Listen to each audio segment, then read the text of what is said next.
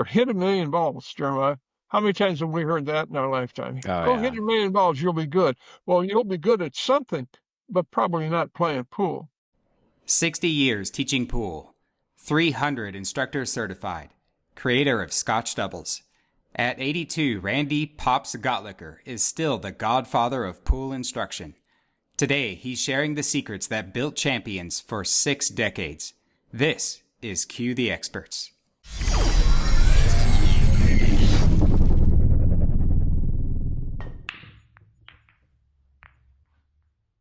Welcome to Cue the Experts, the pool improvement podcast, where we dive deep into the minds of players and instructors who've dedicated themselves to mastering the sport.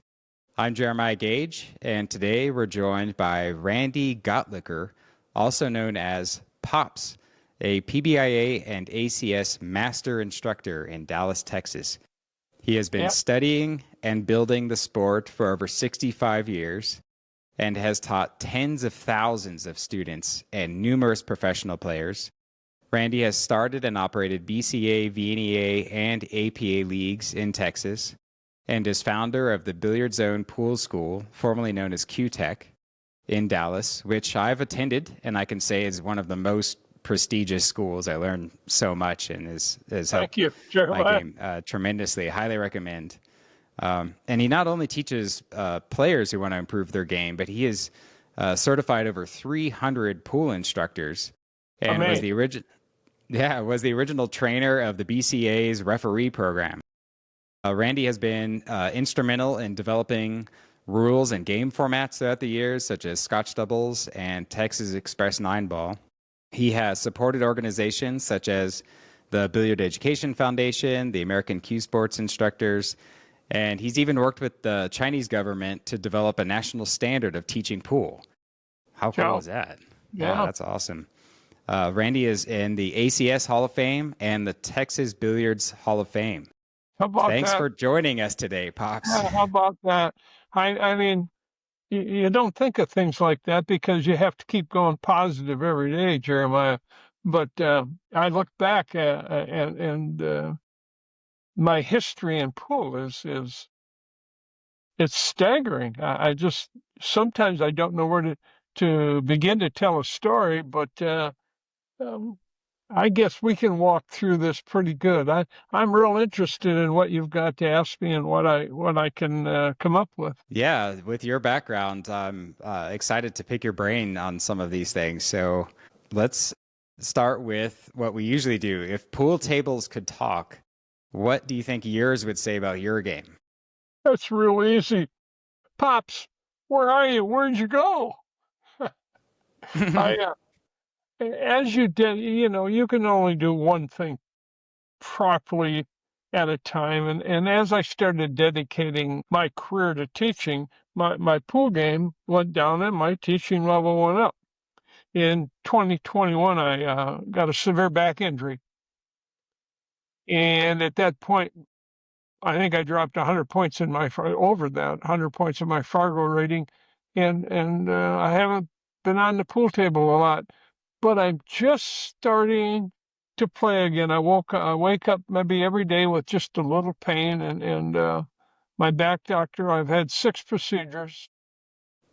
Oh wow! Well, I hope my game comes halfway back, and I hope my golf game comes back. Yeah, well, the fact that you can still even play and enjoy the game after all that is something to be said. Well, the game can be enjoyed many different ways, as you know. Look what you're doing, and I remember you as a student. I know you as a player. There's more than one way to enjoy this sport, and this sport is a beautiful thing to do. Yeah, I entirely agree.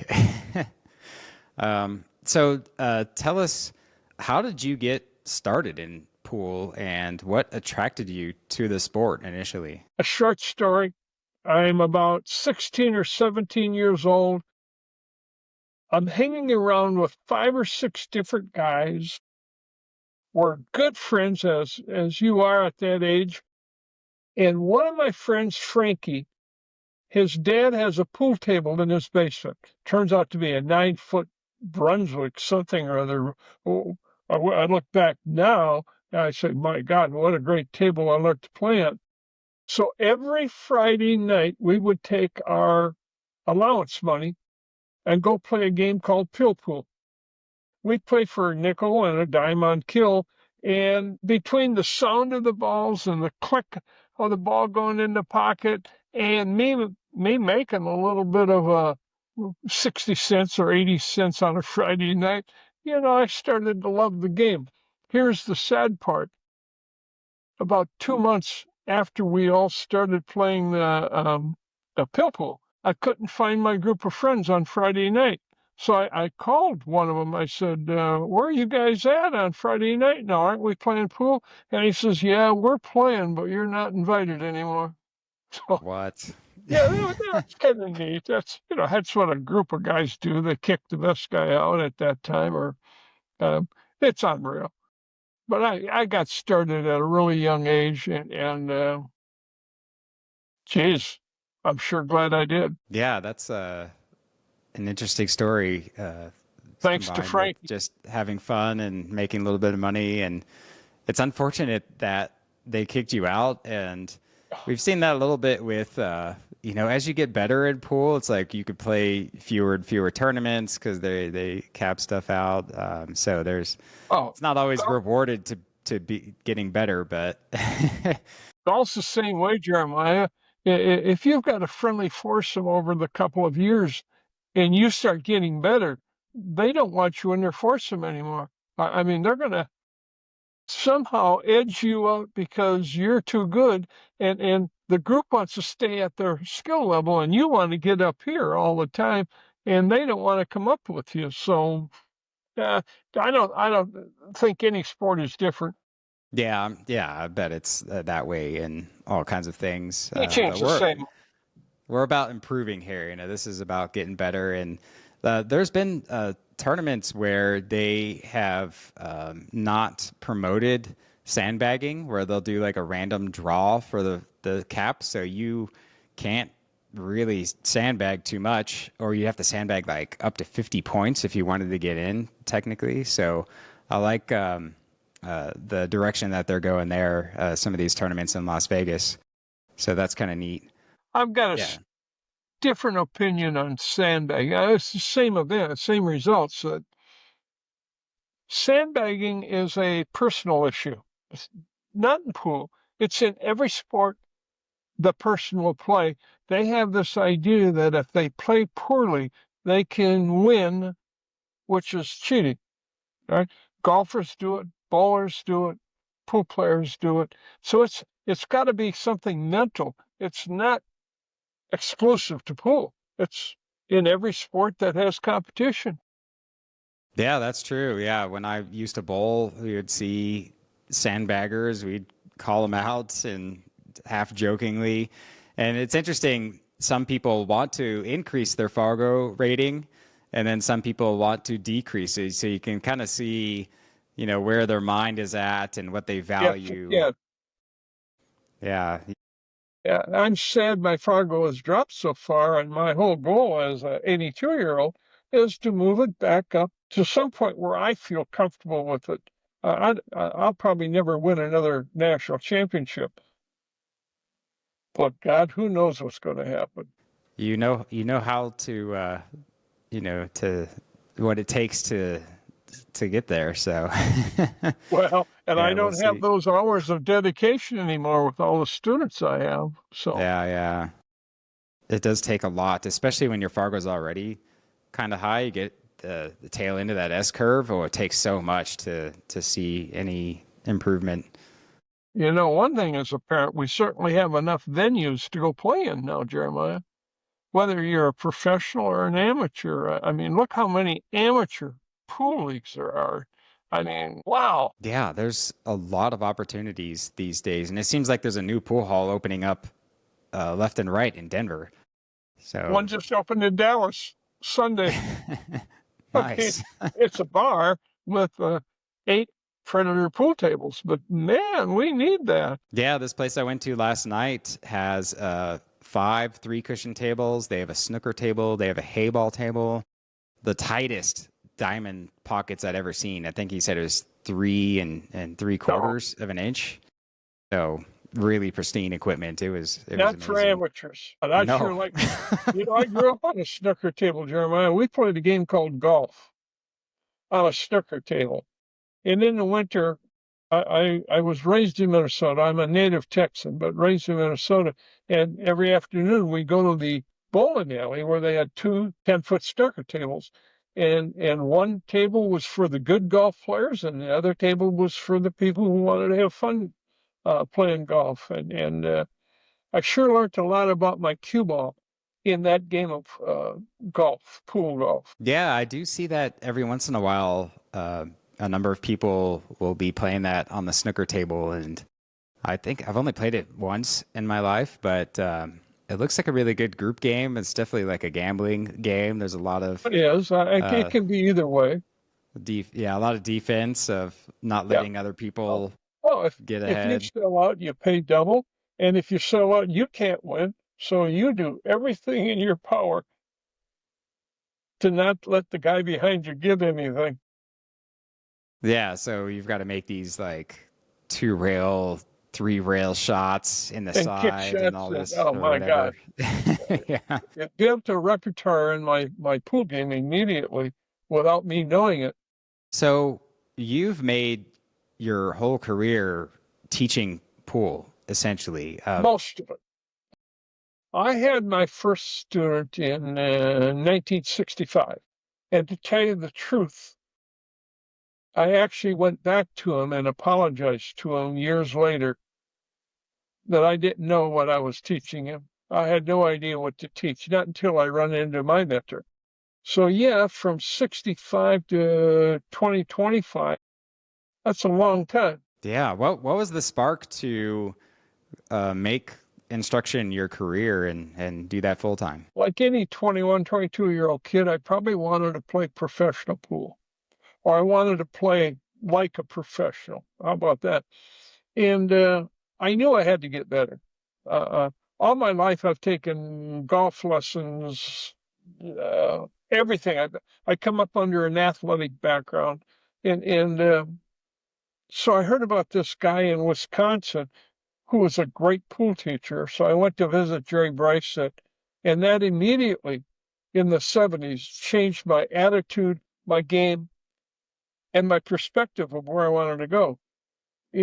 At that point, after I left Jerry Bricett, drove back to my Minnesota home, I said to myself, I love this teaching is all right. I mean, he inspired me, you know.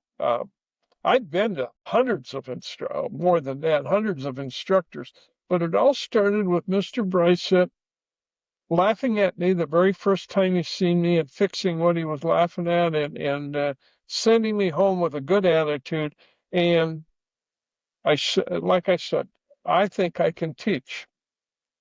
I wasn't very good in the beginning. I didn't have a lot of students, Jeremiah, but I had a lot of ambition and a lot of desire to get better. Yeah. So So you've from early on just dived into studying this sport and I had always wanted to be, I went to college on a scholarship, and I always wanted to be a football, baseball coach. I thought that was, man, Vince Lombardi and Papa Bear and all those people were just my heroes.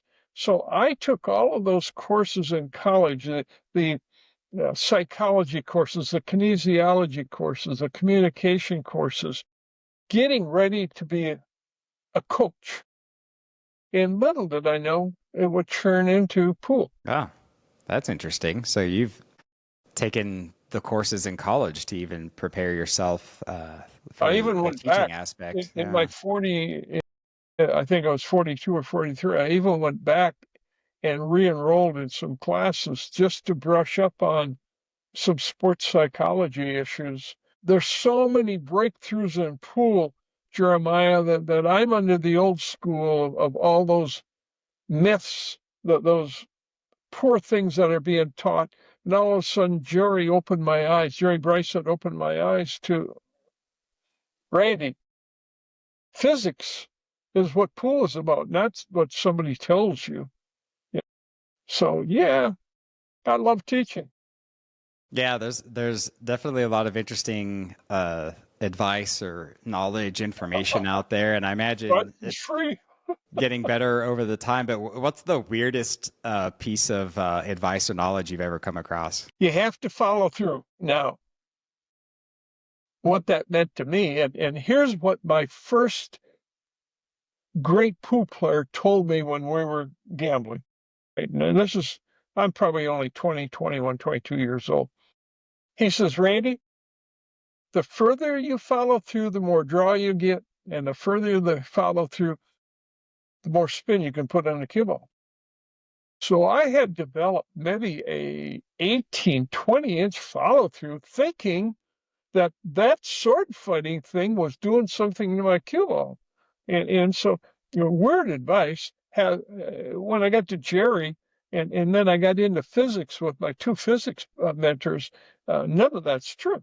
I mean, when you hit the cue ball within a thousandth of a second, that cue ball is gone. Your follow through should be what is natural for your body, not some made up distance that yeah, that was the weirdest thing. And I had to overcome that in my head. I thought that was true. Yeah, the follow through is something that is more of a side effect, is the way I describe it, of a good Well stroke. put. Yeah, it's an after Yeah. effect. I mean, if the ball is gone in a thousandth of a second, I don't care how far I learned how to follow through. I could never change the outcome of the ball. It's going to go where I hit it. It's got the speed and spin, and it's all wearing off. Follow through. The reason we follow through is probably to finish that accelerating stroke. How about that? Do you agree with something like that? Yeah, the follow through as a side effect is still important to see what happened with your stroke. Oh, It's amen. indicative of a good stroke, but that's not really like a focus so much. It's more of a Well, it's an feedback. indicator. Yeah, it's an Yeah, indicator. yeah, Yeah, that's a weird piece of advice that I thought I took to heart, and I heard it through 10 years of playing pool. You have to follow through more. Well, anyway, and and it kind of makes sense in a way. Like if a student's stroke is going offline and they don't have a good follow through, maybe focusing on that could help them have a straighter stroke. But yeah, oh, it's amen. That's what we're famous for, is developing the rhythm, timing, and how you, not everybody, but how you personally, my student, his timing on the cue ball. what would you say if you could pick a single accomplishment? I know you have a bunch of them, but if you had a single one, either that I listed or not, what would you say is something that stands out for you and something that you might have a good story behind? I've been asked this question dozens of times. Two things that I'm extremely proud of. Now let's rule out the American Cue Sports Hall of Fame and the Texas Billiard Hall of Fame, because that's something presented to me. But I think the two things that I'm very proud of, extremely proud of, is number one, being on the World Pool Rules Committee for over 30 years. And into the early 80s and 90s, when we were developing ball and hand pool, that was unheard of, Jeremiah. Uh, Nobody played ball and hand pool. Um, we started developing all of those rules for the world standard pool rules, which the Billiard Congress of America is the North American representative. And I look back now, and it's kind of funny because the first rules we came out with, we changed 2 years later immediately. Uh, I learned in a hurry, Jeremiah, that you don't want 5 pool players on your committee. So the next 2 years, I went and got an author. I got a wordsmith. I've got an author who, when I would say something and we would talk about it, they could put it into the proper words, because up here doesn't translate down to the rule book. We had some wrong words, some wrong ideas. But anyway, um, rewriting that rule book for 10 years and getting it to where now, at that point, everybody played by those rules. Now, well, our game is fractured now. Well, how many different sets of rules does a pool player have to know to go to a pool tournament? My God. Yeah, every time I go to a large tournament, I have to reread the rules to Oh, refresh amen. myself of No, no. And is a ball every in hand after the national. break? Blah, blah, Uh, blah. and then Yeah. maybe the second thing that I'm extremely proud of is bringing the game of Scotch doubles into mainstream pool. Now, no, in the years, and you probably involved in this, in years earlier, we played a game of doubles where one guy would shoot till he misses, then the next person, the opponent, and then your partner would shoot till they miss. And it wasn't very fun for my wife to do that because I got to shoot, she played safe. All right. So she suggested an idea about alternating shots like they did in golf, that maybe we could bring a format out and have a guy-girl format against another guy-girl format with alternating shots. And the whole idea here is my wife has to play just as good as I do for us to win. So therefore, I would either have to take lessons from her, in my case, or she takes. We have to equally get better, or the Scotch doubles would fail.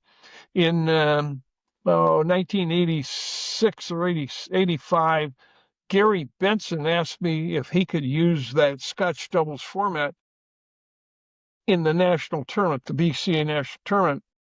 Not only did he roll that out, but Karen and I, my wife Karen and I, were the first tournament directors under Gary Benson to run the first Scotch doubles tournament. And we had, are you ready for this? 500 couples. Whoa. Whoa, I know it. Whoa. So I look back at that, and it's whether you play guy girl female male, this Scotch doubles format, um, you get a divorce over it if you don't be careful. You lose friends over it, but it's challenging because you're playing somebody else's shot. Scotch doubles is a very unique as far as the rhythm goes and as far as just being able to deal with what your opponent is leaving you and what you have to leave them. Sometimes you just say like, well, here's some options, or I made my ball. Yeah, Yeah. your turn. When I played with my wife, she was an extremely straight shooter. She had just a little trouble maybe moving her cue ball over 3 or 4 diamonds. So I left as often as I could. I would leave her a shot where she could get her cue ball moving. Of course, that's not true in every shot, but and I always told my wife, don't worry about what I'm going to do. I'm going to figure this thing out. And we got along real good. I mean, she had fun, I had fun. Yeah, it's a fun format. I mean, when you really get in sync and get into rhythm with your partner, Uh, then it's like, yeah, we did a thing. It's a it's not quite like a five-man team, but it's still a team event. no, you're right. Not as exciting, but together it is. And so I think those two things, Jeremiah, being on the rules committee, I can't remember, it was 35 or 36 years, and then bringing that Scotch doubles format to the mainstream. And look what's played now. Every league, every person has a Scotch doubles they play. I mean, APA has what, Jack and Jill, and my God, yeah, I'm proud of it. Yeah, it's taken off in places in Denver where they're doing various Scotch doubles format for decent amount of money. You know, they got like 30, almost $40,000 in some of these pots, I and they're like it. streaming it, and a lot of people show up. I mean, you can't even find a place to sit sometimes watching these matches, and it's a lot of pressure. So it's fun. Yeah, well, it's fun. It's fun to hear that. Can you share, or do you have any memorable stories about a student that impressed you, or something about a student that progressed? That's two different questions in there. Let me answer one about a student who impressed me the most. I had a gentleman call me. This is maybe 20, 25 years ago. And he's from Chicago, and he wanted to come into my 3-day school in Dallas. And I took all of his information, and Ed was a one-pirate player, but he was getting beat up in his hometown, and he just wanted to get better. And he knew that his performance or poor performance was due to a lack of stroke and being able to move the cue ball and things like that. So I booked a 5-person pool school at that time, and Ed became one of them.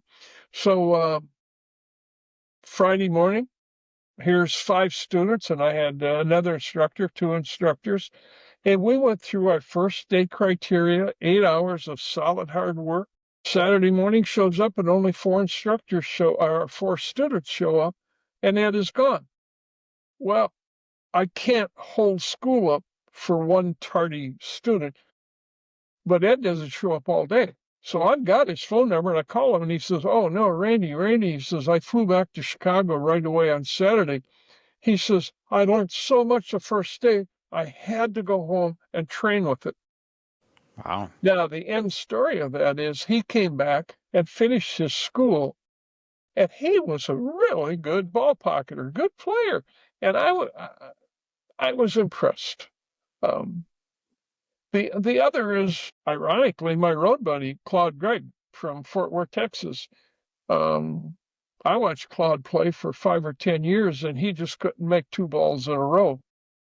And we had a conversation at one of the national tournaments, and I said, would you like to spend a couple of days with me? And he said, yeah, anything. I watched Claude, and at the time we didn't have Fargo, but I watched Claude climb from a 500 Fargo to a 650 Fargo in a matter of just a couple of years, and went on to win some senior national titles, took enough seconds and first places, and I've always been impressed with his game. And he also has a handicap. He shakes very bad, but he overcame it. He never let that be his deciding factor. He overcame everything he did. So I think I watched him grow. Now, thousands of students have gotten great, but this is a guy I've been close to, and I'm extremely proud of it. His determination to play better pool. Yeah, sounds like he was really dedicated to go from Yeah, it a still is 500 to this to a day. 650 He's with all also that. now a master instructor. He teaches quite a bit. I mean, he's in Fort Worth. I'm in Dallas. There's 8 million people we get to choose from. So, Yeah, well, for our viewers, could you tell us more about your pool school and anything else you have going on? well, my pool school has evolved from, 1980, when did we start it? 85 or 86, we became the Q-Tech Pool School. And Leslie Rogers, a great instructor, and I opened up this brick and mortar academy. We had 4 9-foot tables. We had our own dining area, seating area, restrooms. I mean, we paid the rent as we evolved with more information from Bob Fancher, Bob Jewett, Mike Page, the people who you respect in the industry. We just got better, better, and better. And finally, our school, our pool school, has changed names a couple of times because Leslie actually moved to Japan, and he's working over there in Japan. And I just changed course, and I became a one-person teacher, and I moved myself from 5 and 6 students a week to I only want to take 1 or 2. 2 is what I like to teach at a time. And I just had more fun being one-on-one private with these 2 people than a class of 5, 6, 7, or 8. Not that I can't do it, and not that I don't do it, but a lot of my road shows are 6 students now, and that's my limit right there. So our school now, I just graduated last weekend. I just graduated 4 instructors out into the PBIA, the ACS world. They're going to start teaching. That was 2 of them are retired businessmen, and 2 of them are still working and want to do this. Both of them, the young ones, want to work as junior instructors, and so I certify more instructors than probably any school out there. Now, there's a lot catching up with me, and I'm proud of them.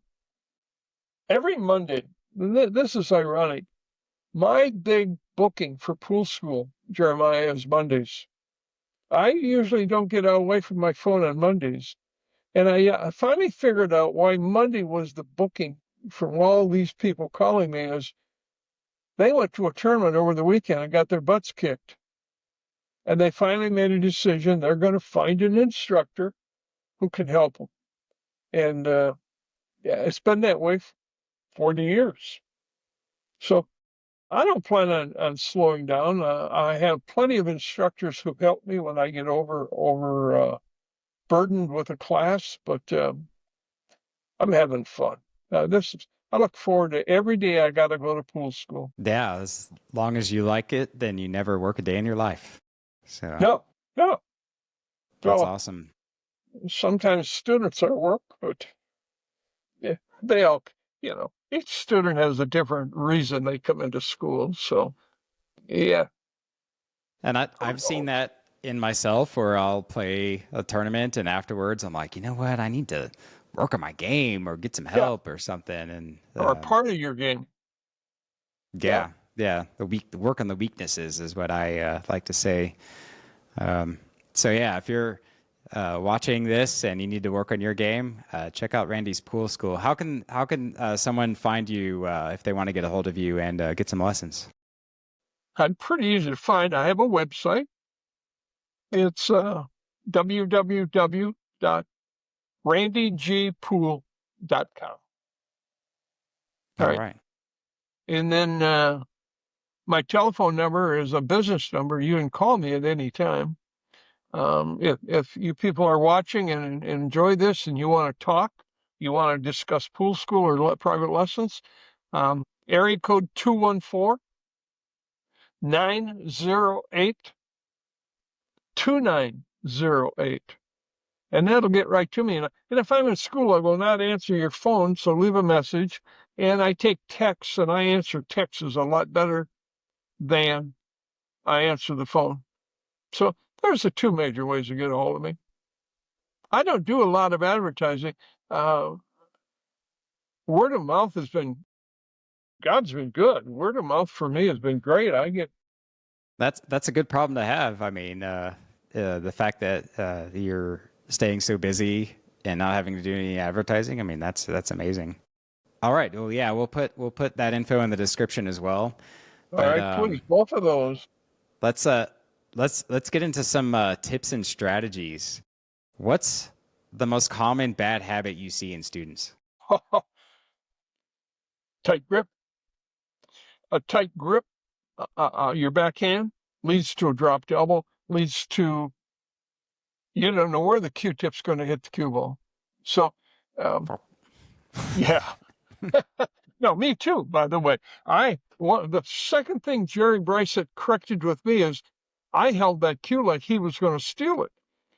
And he had to convince me. And then I go back and I think, my God, my golf teacher teaches a soft grip, a light touch, everything where you're transferring energy.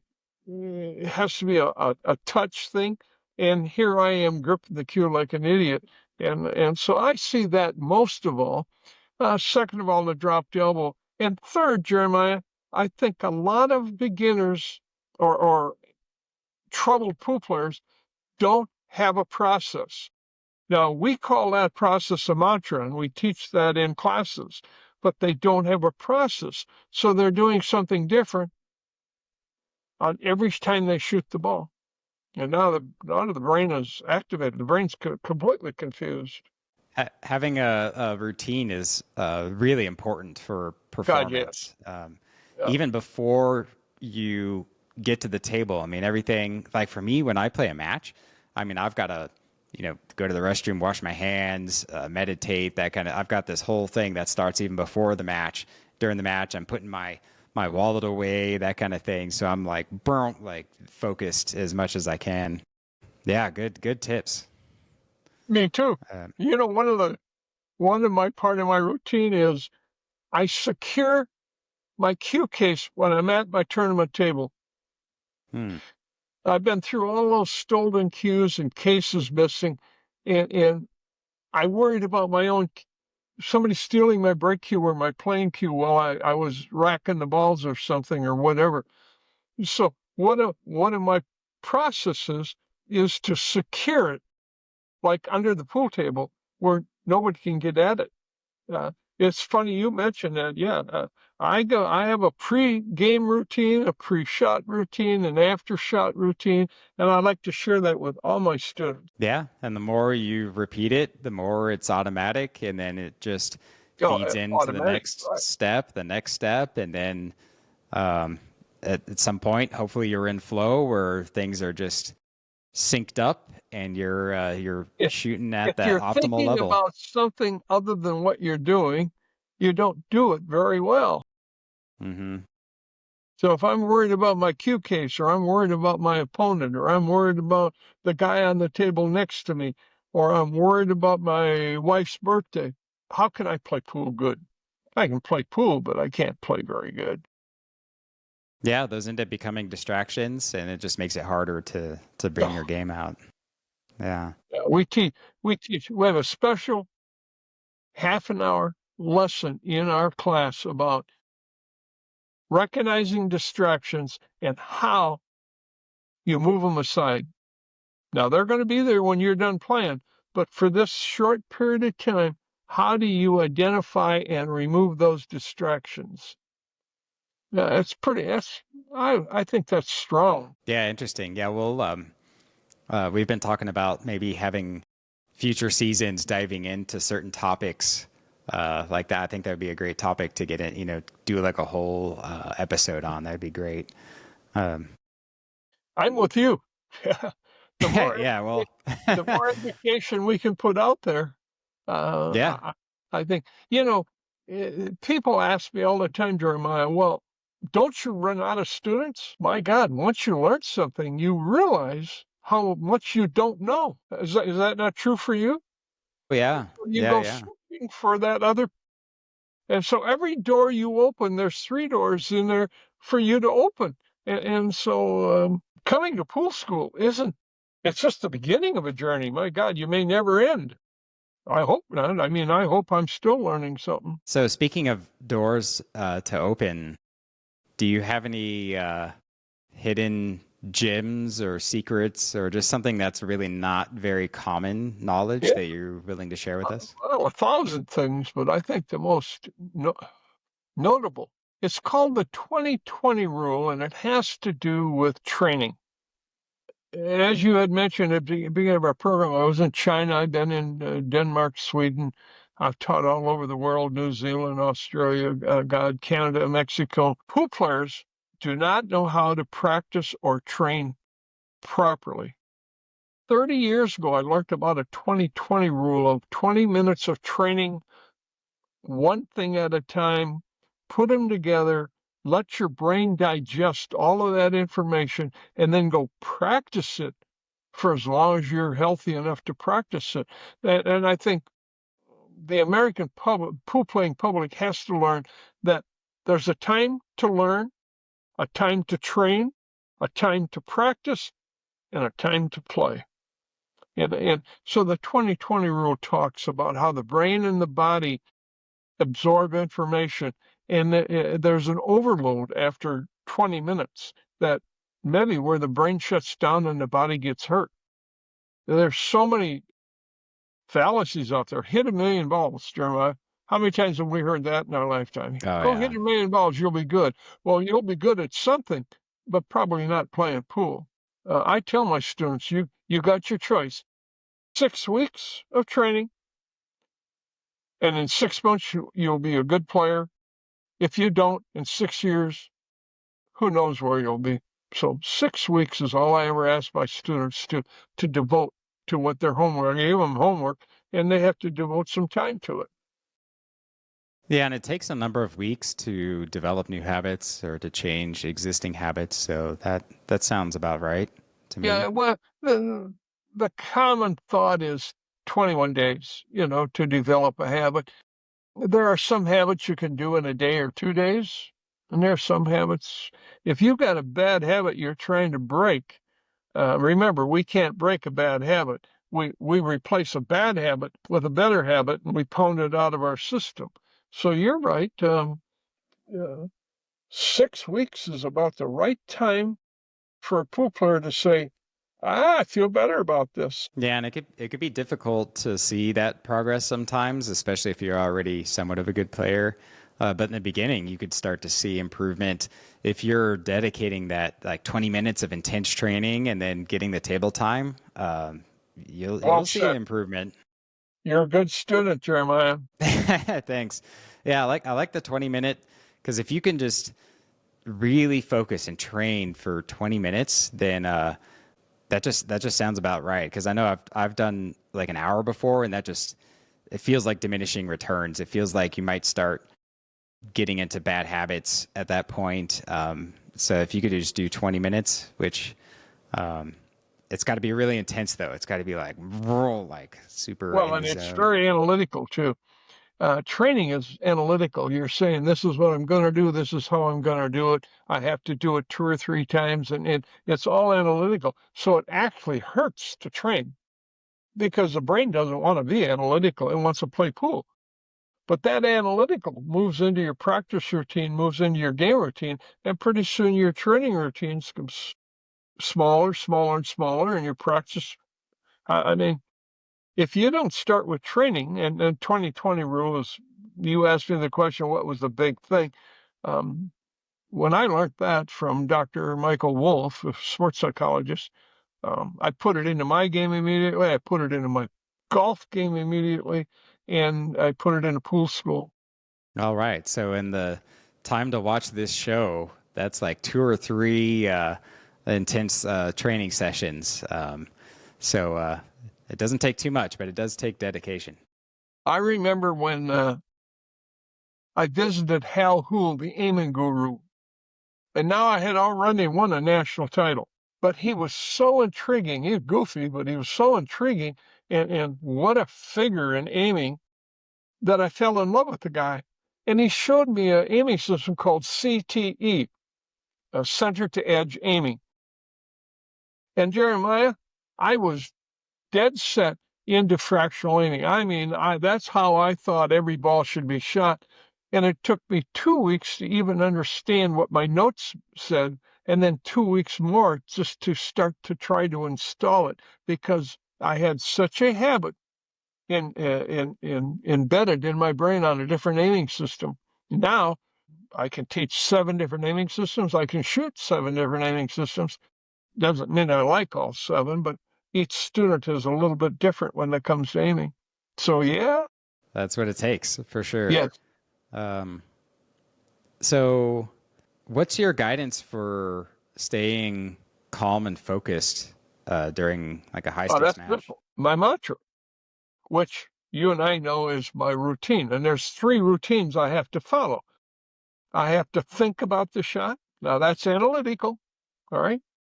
Then I have to visualize the shot and bring those pictures back out into an image so I can say, yes, that's what I'm going to aim at. That's what I'm going to do. So there's thinking, aiming, and then the actual putting your bridge hand down and shooting the shot. And that's where your mantra comes in, your shooting routine comes in. I do the same thing, the same warm-ups, the same time, the same rhythm all the time.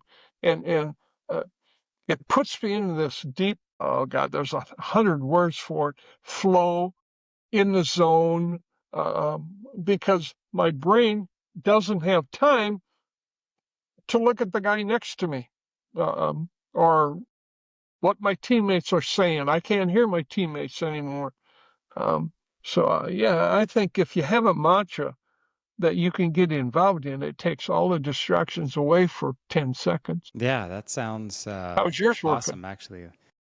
I have a very similar approach. I rely on various planning to drive my execution. So once I've planned and visualized everything on the table, then I go into my routine. And my mantra is based more like a song. It's more like a musical thing where I've got different beats for things. So it's like a da da da da da da da da da da, and I'm doing various motions on the different beats. And so it's almost like playing an instrument. It is. No, no. If you go to the dictionary and look up the word mantra, it's going to say a song, a dance, a music that when your brain hears it, your body is starting to do that routine. And you train Yeah. yourself to that. Oh, no, that's how we teach the mantra. And mine is to music too. I have my favorite song that kind of comes into my head. It's one aspect that I think could be explored a little bit more in the pool world that a lot of people don't put a lot of focus and deliberate training on. So, yeah, that's great. That's great to hear that. Not a lot of people know about that, Jeremiah. That's our job, yours and mine, to, to teach it, preach it and teach it. And they get better doing that because I think distractions are the number one thing that people tell me is they get easily distracted. They blow an easy shot. They miss the game ball. Yeah, well, that's all a distraction. There's been a number of shots. I mean, I'm always looking after the shot to see exactly what went wrong, if it was my aim or something. And a lot of the times it comes down to my timing. I'm like, oh, I rushed it. I wasn't doing my rhythm, my mantra. And when I start to trust my rhythm and my mantra, then it just flows so much easier. I'm like, oh yeah, this is a way to be smooth with my execution. So. I'm glad you mentioned that because coming off this 4-year injury, hardest thing for me to do is get my timing back. I know what I want to do. I've done it for 60 years. I just feel clumsy around the pool table. Now, maybe a bad back will do that, but it's mental to me. Yeah, and timing's one of the most challenging things I find because you know how to move, but it has to be done in a coordinated way. Otherwise, it's kind of jerky. So to get that And that's smoothness is tough. that's the problem of copying another player. You know, in years bygone, we copied the best player in our room or the best player in our city or something, and we would pick Allison Fisher, Buddy Hall, Mike Siegel, and emulate what they're doing, and that doesn't work unless they're the same type of thinker you are, analytical or creative, and unless they have the same tempo and rhythm. I'm a 1-2, 1-2, 1-2 person. I teach many 1-2-3s, 1-2-3s. Um, you have to find you, and you're there. I have to bring it out in you. And Merrick, I know within an hour who you are, just doing your report card, doing your video work. So learning a new sport is a tough thing to do, especially if you got old ideas. Yeah, especially something as challenging as pool and how precise you have to be with your execution. It's tough in the Yeah. beginning, but a little bit of guidance and instruction could go a long ways when Sure. you're starting out. And it doesn't have to be a certified instructor. I mean, I always recommend them because they know how to start. But I've got a lot of tidbits from great players who I put into my repertoire and put into my training program. Um, they're not instructors, they're players, but they're willing to share this tidbits of information that to me was a landfall, a watershed. I just I couldn't wait to get back home and put it into my game. If you could play a match against anyone in history, dead or alive, pool player or not, who would it be and why? Oh, I've played most of the ones from 1960 on. I've been around them or played them in that. I've played Willie Mosconi in exhibitions. I'm going to get real philosophical here. You know, I'd pick Jesus Christ as my opponent. Well, And that's a new one. well, That's awesome. I don't think he can beat me, you know, but I'd like to see the man. I would just like to visit with him and play pool. I know it's a strange answer, Jeremiah, but that's who I am. No, that's a great answer, actually. I mean, if he can walk on water, he might just masse every shot. I might not, well, he might make the ball float in the pocket. I don't know. Yeah, you I go to shoot one and it's just have floating to, I there. think I'd get one of his apostles to be a referee there. Oh, that's an amazing answer. I love it. I've been around a long time, and I love everybody. They all have their own characteristics. But if I wanted to play somebody, that'd be who? Yeah, amazing. Do you have an embarrassing moment you're willing to share with us related to pool? No, but how many? Okay. How many mistakes have I made over my years? Yes. One always comes to mind. It's a short story in Kansas City, 1987. I think it was 87. The BCA National Tournament was on, and I'm playing for the winner of the winner's bracket. And I'm playing against a really good player out of Minneapolis.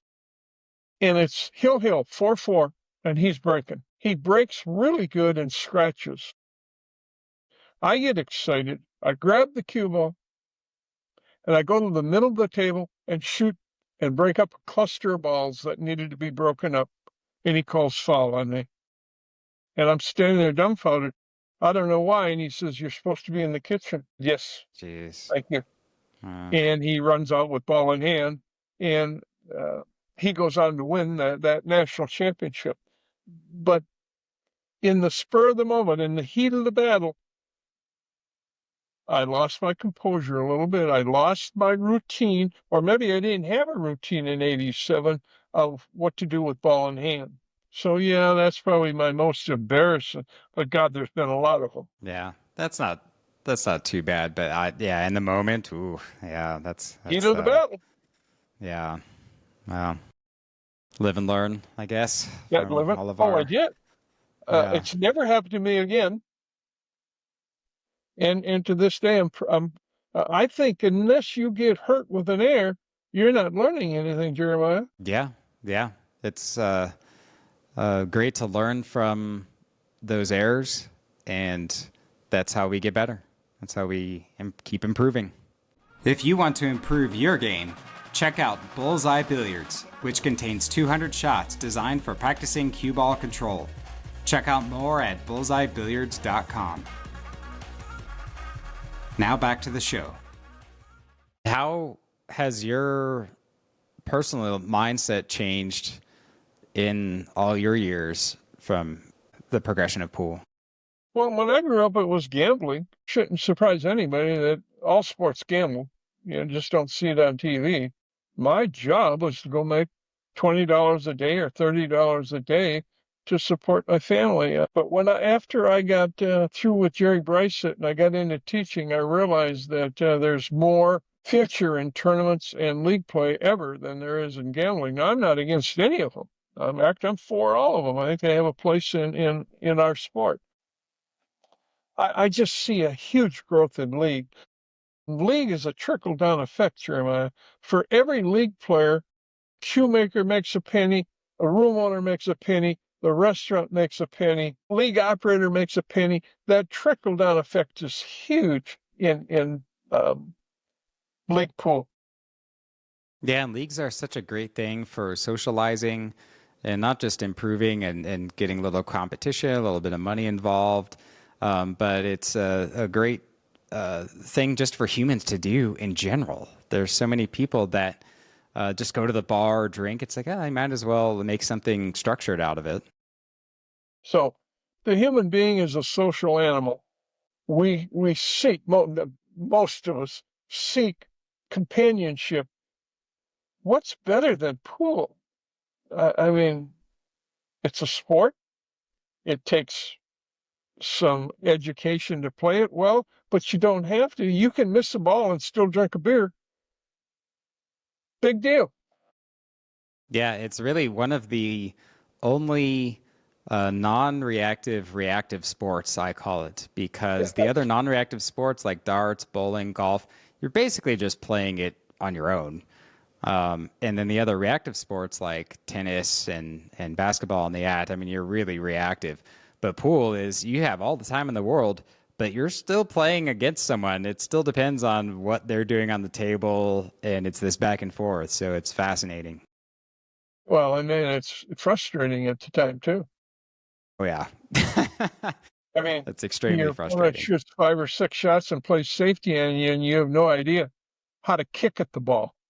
And I mean, yeah, that's what instruction's all about. Getting those recreational people, those social people into maybe a league and getting them into some local tournaments. Yeah. Yeah. Like we know that it's been great for our lives, and we're trying to share the good word of the sports to try to get as many people into it as much as they can. Yeah, for me, the more people in the sport, the more clients I have. So it's kind of easy for me. Yeah. Yeah. It helps business wise for sure. Well, let's start wrapping it up. I've got a bunch of just rapid fire questions, and then one more. Cue stick, wood, or carbon fiber? Oh, wood. I went to carbon fiber. I fell into that fad. I couldn't make 2 balls in a row.